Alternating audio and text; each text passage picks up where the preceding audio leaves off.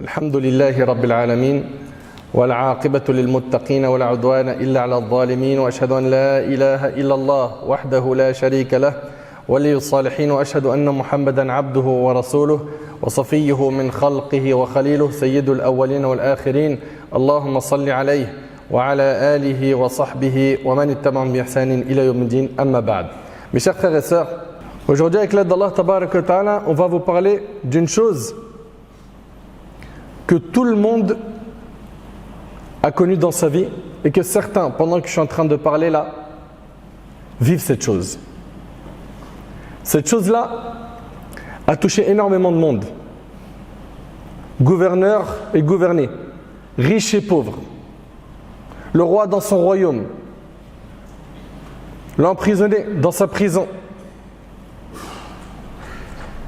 l'employé dans son entreprise, hommes, femmes, petits et grands. Il n'y a pas une personne qui n'a pas été touchée par cette chose dont on va parler aujourd'hui. Cette chose, mes chers frères et sœurs, c'est les soucis.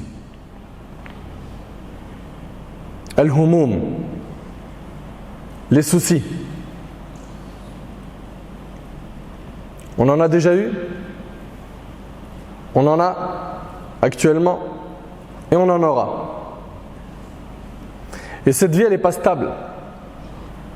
Cette vie, elle n'est pas stable. La stabilité, bi'idhnillah, on la trouvera lorsqu'on aura mis nos deux pieds fil jannah. Allahumma ja'alna min ahli al-jannah ya Rabb. Les soucis qui rongent l'esprit, qui rendent la vie difficile. Lorsqu'on est soucieux, une heure, elle passe comme une semaine. Et une semaine, elle passe comme un mois. Quand on est dans les soucis, le cerveau est très affecté. Le cœur prend un coup. Cette dunya qui est vaste devient étroite à nos yeux. Pourquoi? Parce que j'ai des soucis. Je me sens pas bien. Je me sens mal. Certains ont des soucis d'ordre financier. D'autres, c'est des soucis dans leur travail. D'autres, c'est dans leur vie de couple. D'autres, c'est dans leur célibat. D'autres, c'est avec leurs enfants. Ils sont soucieux. D'autres, ils ont des soucis scolaires. Je passe un examen à la fin de l'année. Il faut que je le valide. Tout le monde sur Terre vit de temps à autre des soucis.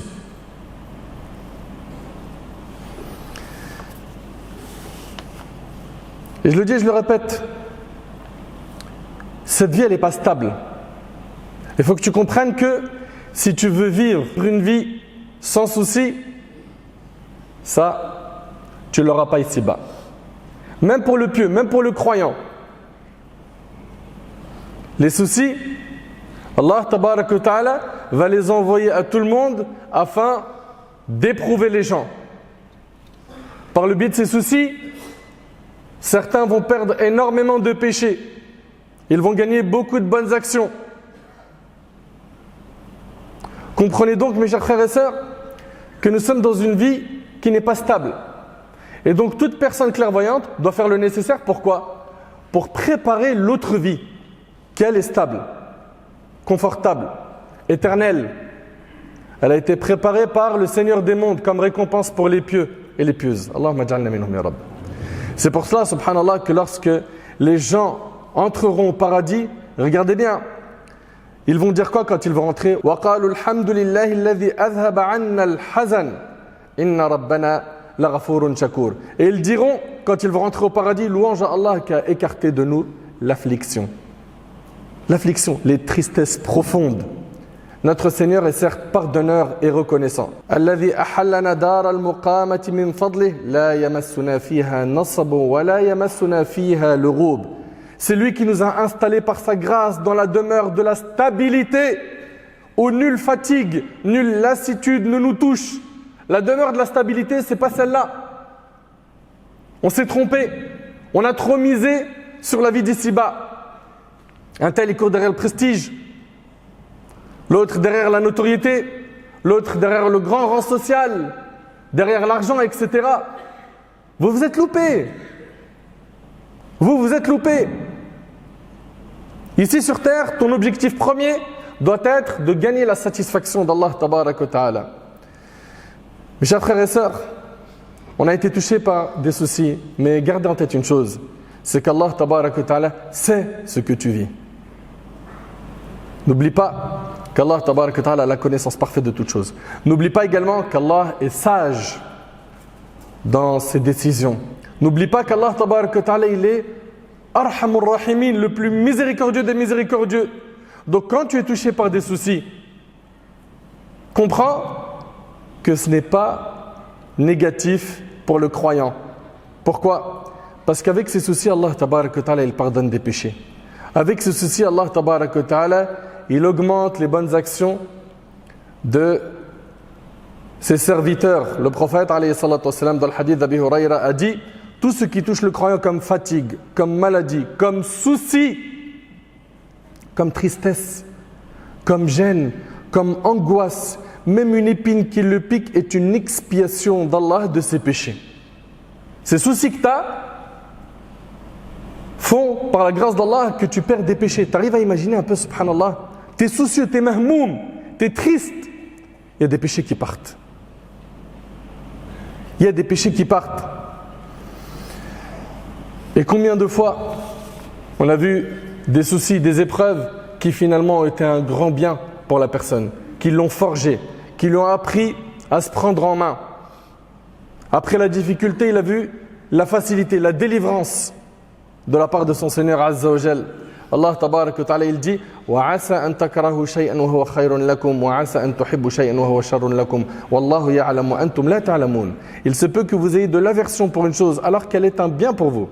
Et il se peut que vous aimiez une chose alors qu'elle est mauvaise pour vous. C'est Allah qui sait alors que vous ne savez pas. Mes chers frères et sœurs, comprenez bien que les soucis sont un parmi les outils qu'Allah tabarak wa ta'ala utilise pour nous éprouver, nous mettre à l'épreuve. Pour nous mettre à l'épreuve. Les soucis, c'est une épreuve qui est parfois plus dure qu'une épreuve matérielle. Ça touche le cœur et ça ronge le cœur. Et c'est parfois beaucoup plus difficile à supporter qu'une perte financière, qu'une épreuve matérielle. Abu Saïd radiallahu anhu, il rapporte que le prophète alayhi salatu wassalam entre un jour dans la mosquée et il trouva un homme assis du nom de Abu Umama. Il dit: oh Abu Umama, pourquoi te trouves-tu dans la mosquée alors que ce n'est pas l'heure de la prière? Abu Umama radiallahu anhu répondit: oh envoyé d'Allah, ce sont des soucis et des dettes qui m'ont contraint à y rester. Et regardez subhanallah le compagnon, il a des soucis, il a des dettes, il est où? Il est dans la maison d'Allah à la mosquée. C'est notre réflexe quand on a des soucis, quand on a des dettes. Ô envoyé d'Allah, ce sont des soucis et des dettes qui m'ont contraint à y rester. Le prophète alayhi salatu wassalam lui a dit alors: veux-tu que je t'enseigne des paroles qui, lorsque tu les prononceras, Allah éloignera de toi les soucis et effacera tes dettes? Et là, il lui a dit: oui, je veux bien, au messager d'Allah. Le prophète alayhi salatu wassalam lui a dit: le matin et le soir, dis Allahumma inni a'udhu bika min al-hammi wal-hazan wa a'udhu bika min al-'ajzi wal-kasal wa a'udhu bika min al-jubni wal-bukhl wa a'udhu bika min ghalabati ad-dayn wa qahri rijal. Subhanallah, Abu Umama, il dit: j'ai fait cela. Il a prononcé ces formules: fa'adhhab Allahu hammi. Par ces mots, dit Abu Umama, mes soucis se sont alors dissipés, de même que mes dettes ont été épongées. Dans le hadith d'Abu Darda, elle rapporte qu'Abu Darda radiallahu anhu a dit: celui qui dit 7 fois le matin et le soir, il dit quoi? Écoutez bien s'il vous plaît. Hasbi Allahu la ilaha illahu alayhi tawakkaltu wa huwa rabbul arshil azim. Il dit ça 7 fois. Hasbi Allah la ilaha illahu alayhi tawakkaltu wa huwa rabbul arshil azim. Eh bien écoutez bien, il dit celui qui dit ça 7 fois, ce qui signifie Allah me suffit. Il n'y a pas d'autre divinité méritant d'être adorée en dehors de lui. C'est en lui que je place ma confiance et il est le Seigneur du trône immense. Alors Allah lui suffit à propos de ce qui lui cause du souci. Donc Allah tabarak wa ta'ala, il te réglera quoi? Te soucie par le fait que tu dises cette formule 7 fois le matin et 7 fois le soir. C'est que les invocations du matin se font entre le lever de l'aube et le lever du soleil, et celles de l'après-midi se font entre le asr et le coucher du soleil. Après, certains disent que al-waqt yamtad, C'est-à-dire que le temps est plus grand que cela, mais retenez au moins cette opinion, barakallahu fikum. Toi qui as des soucis, multiplie le dhikr d'Allah subhanahu wa ta'ala. Ça veut dire quoi? Ça veut dire multiplie l'évocation. Selon Abdullah ibn Abbas, radiyallahu anhuma, le prophète sallallahu a dit, écoutez bien, il a dit man lazim al-istighfar ja'ala Allahu lahu min kulli diqin makhraja wa min kulli hammin faraja wa razaqahu min haythu la yahtasib. Celui qui fait beaucoup de demandes de pardon, il dit beaucoup astaghfirullah. Allah lui assure à chaque problème une solution et à chaque inquiétude une issue favorable et il lui accorde ses dons par des voies insoupçonnées. Le hadith, il a été rapporté par Abu Daoud, certains l'ont jugé faible, d'autres l'ont rendu Hassan. Pour ce qui est de ce hadith, retenez ahmiyat l'istighfar, l'importance de dire astaghfirullah. T'es soucieux, multiplie de dire astaghfirullah, astaghfirullah, astaghfirullah, astaghfirullah. Wallahi l'azim, ça fait disparaître les soucis. Ça règle des épreuves. Multiplie l'istighfar. Vous savez, notre grand problème, il est dans quoi? C'est qu'on s'est énormément plaint aux humains. On s'est plaint aux humains. On a cherché chez les humains des solutions. On s'est penché vers eux. Certains ont placé leur confiance aux humains. Moi, de toute façon, si je tombe, il y a un tel. S'il m'arrive un problème, alhamdoulilah, je connais un tel. Toute notre confiance, notre tawakkul, certains l'ont placé sur qui? Sur des humains. Résultat, leurs soucis se sont multipliés. Les problèmes ne se sont pas réglés. Leur situation, malheureusement, va de pire en pire. Et si seulement on avait dirigé nos cœurs vers Allah, tabarak wa ta'ala, si seulement on avait frappé à la porte du maître des cieux et de la terre, si seulement on l'avait invoqué, on l'avait supplié, Allah tabarak wa ta'ala aime voir de son serviteur ad-du'a, l'adoration, al-ibad. Allah tabarak wa ta'ala veut nous voir plein d'humilité, faisant preuve d'humilité, l'invoquant, en le suppliant. Il y a également un hadith où un homme est venu voir le prophète alayhi salatu wassalam. Le hadith il est rapporté par l'imam Ahmad.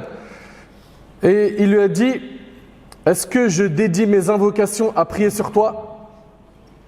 C'est-à-dire qu'il a des invocations qu'il fait tous les jours.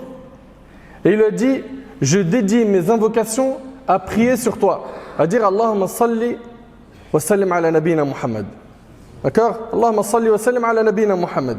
Donc de prier sur le prophète alayhi salatu wassalam. Le prophète alayhi salatu wassalam, il lui a dit: si tu fais cela, Allah, écoutez bien, te protégera de tous tes soucis ici-bas et de ceux de l'au-delà. De multiplier la prière sur le prophète. Dis-le quand tu es soucieux. Allahumma salli wa sallim ala nabina Muhammad. Prie sur le prophète sallam. Multiplie l'istighfar. Multiplie les du'a, afkar al-sabah ou al-masa. Tu seras touché par des soucis, mais ça va disparaître rapidement. Et tu auras la force de tenir pendant l'épreuve. Mais si tu ne fais pas cela, ça va être très compliqué pour toi. Ça va être difficile pour toi de voir le bout du tunnel. Mes chers frères et sœurs, également ce dua, dans le hadith d'Ibn Mas'ud, radiyallahu anhu, Abdullah ibn Mas'ud, radiyallahu anhu, il rapporte que le prophète sallam a dit: il n'y a absolument personne qui est touché par un souci ou une peine et dit, écoutez bien, il n'y a absolument personne qui est touché par un souci ou une peine et dit: Allahumma inni abduk wa ibnu abdik wa ibnu amatik nasiyati biyadik madin fiyya hukmuk adlun fiyya qada'uk أسألك بكل اسم هو لك سميت به نفسك أو علمته أحدا من خلقك أو أنزلته في كتابك أو استأثرت به في علم الغيب عندك أن تجعل القرآن ربيع قلبي ونور صدري وجلاء حزني وذهاب همي إلا أذهب الله همه وحزنه وأبدله مكانه فرجا. الحديث. Oh Allah, je suis ton serviteur, le fils de ton serviteur, le fils de ta servante. Mon front est dans ta main. Ton jugement me concernant est passé. Ce que tu as décrété pour moi est justice. Je te demande par chacun de tes noms, ceux par lesquels tu t'es nommé, ou que tu as enseigné à une de tes créatures, ou que tu as descendu dans ton livre, ou que tu as gardé dans la science de l'invisible auprès de toi, que tu fasses du Coran le printemps de mon cœur, la lumière de ma poitrine, la disparition de ma peine et la fin de mon souci. Celui qui dit cela, le prophète il dit, Allah fera partir son souci et sa peine et il lui change par une solution à son problème. Quelqu'un a dit au messager d'Allah, ne devons-nous pas apprendre ceci? Le prophète a dit, certes si, il convient que celui qui l'a entendu l'apprenne. Vous avez entendu? Il convient que celui qui l'a entendu l'apprenne. Apprenez cette invocation. Ibn al-Qayyim il dit que si le serviteur se réveille et que matin et soir, son principal souci, c'est de satisfaire Allah, son plus grand souci, c'est ça. Du matin au soir, il pense qu'à ça. Eh bien, Allah tabarak wa ta'ala dissipera ses soucis. Allah Azza wa Jal remplira son cœur d'amour pour lui. Subhanah. Allah subhanahu wa ta'ala fera que sa langue sera constamment dans le dhikr, que ses membres seront en permanence dans l'adoration. Par contre, si matin et soir, son principal souci, c'est quoi? La dunya, la vie d'ici-bas, l'euro, gagner plus, travailler plus pour gagner plus. S'il est dans ce cas de figure, eh ben, sa situation va être difficile. D'ailleurs, Allah tabarak wa ta'ala, il dit وَمَنْ يَعْشُ عَنْ ذِكْرِ الرَّحْمَنِ نُقَيِّدْ لَهُ شَيْطَانًا فَهُوَ لَهُ قَرِينٌ. Et quiconque s'aveugle du rappel du tout miséricordieux, et quiconque s'aveugle et s'écarte du rappel du tout miséricordieux, tu t'écartes du Coran, tu t'écartes de la religion, tu t'écartes du dîn. Écoutez bien, Allah il dit, nous lui désignons un diable qui devient son compagnon inséparable. Subhanallah, ça explique énormément de choses ce verset. Tu t'écartes de la religion, Allah il te désigne un diable, ça devient ton compagnon inséparable. Tu as vu quand certains, des fois tu restes avec eux, ils sont tellement éloignés d'Allah, tu te dis mais c'est incroyable celui-là, il débite en haram. Mais ces personnes-là, il y a un diable, c'est leur compagnon inséparable. Pourquoi? Le chemin d'Allah, ils n'en veulent pas. Ils ne veulent pas le chemin de la religion. Ça ne les intéresse pas. D'après Abu Huraira, le prophète a dit, celui qui aime qu'Allah l'exauce dans les moments difficiles et de soucis, qu'il multiplie les invocations dans les moments d'aisance rapportés par Tirmidhi. Quand tout va bien pour toi, alhamdoulilah, tu as à manger, tu as à boire, tu as la santé, tu as tout ce qu'il faut. Multiplie les invocations, multiplie les adorations. Quand tout ira mal, Allah tabarak wa ta'ala, il sera à tes côtés, il va te soutenir, il va t'aider. Par contre, comprends que quand tout va bien, si tu t'écartes du chemin d'Allah, quand tout ira mal, tu seras seul dans le trou de l'épreuve. Et ça va être très très très difficile pour toi. Donc mes frères, mes sœurs, vous avez des soucis, on en a tous. On en a tous. Apprenons à revenir vers l'essentiel, l'adoration d'Allah tabarak wa ta'ala. À faire de la satisfaction d'Allah notre plus grand souci, notre priorité. À multiplier le dhikr. Surtout, afkar al-sabah ou al-masa, ceux du matin et du soir. Pourquoi? C'est une protection pour le fils d'Adam. À multiplier la prière sur le prophète sallam. À multiplier la prière sur le prophète sallam. À multiplier l'istighfar. Qu'Allah subhanahu wa ta'ala, qu'Allah azza wa jal dissipe nos soucis. Qu'Allah tabarak wa ta'ala améliore notre situation. Qu'Allah azza wa jal nous accorde la piété, une bonne compréhension de sa religion.